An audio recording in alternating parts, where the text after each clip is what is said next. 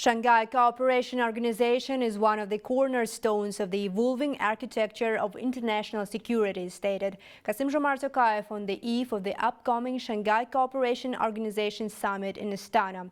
During Kazakhstan's chairmanship, Iran became a new member of the alliance.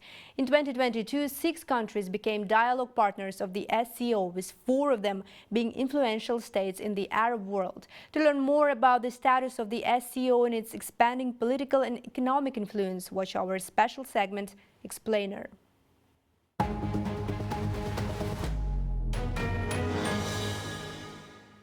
When President of Kazakhstan mentioned the extensive area of responsibility of the SCO, it was by no means exaggerating.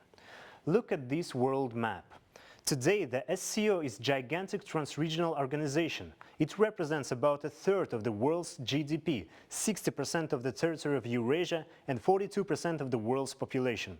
Therefore, the Shanghai Cooperation Organization's agenda is far from regional. It already has many global aspects. Given this fact, the SCO is often compared to another global organization, NATO.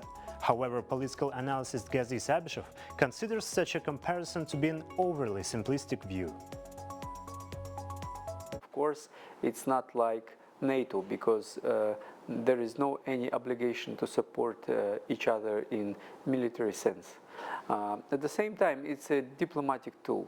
Of course, for example, the half of countries inside CSO, they have a strong relationship with the United States. For example, the India and Saudi Arabia and other members or observers of CSO.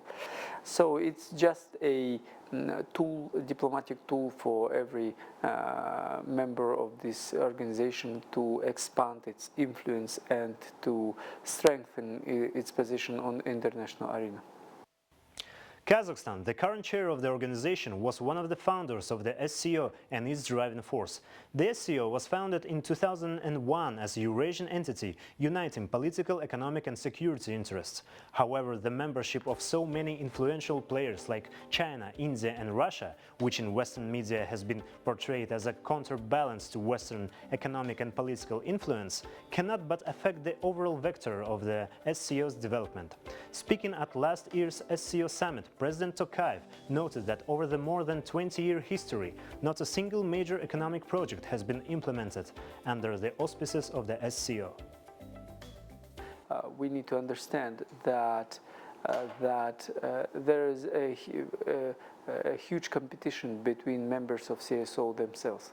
For example, we do understand that Pakistan and India have a huge problems. India and China have a huge rivalry, and others. And Saudi Arabia and Iran are basically enemies. So it's a complex club of many powers with different sets of interests. Nevertheless, the SCO remains an extremely attractive organization for many countries around the world to join. Last year, Iran became a member of the SCO, and this year, Belarus is planning to join. The increase in the international authority of the SCO is facilitated by the consistent expansion of its network of partner organizations, the UN and the Eurasian Economic Union. More connections are being established with the League of Arab States. This year, under the chairmanship of Kazakhstan, the SCO is actively working on such areas of cooperation as removing trade barriers, developing transit opportunities, and combating terrorism. In this sense, the emergence of the SCO was a direct result of joint efforts to ensure stability and security in the vast territories of Asian continent.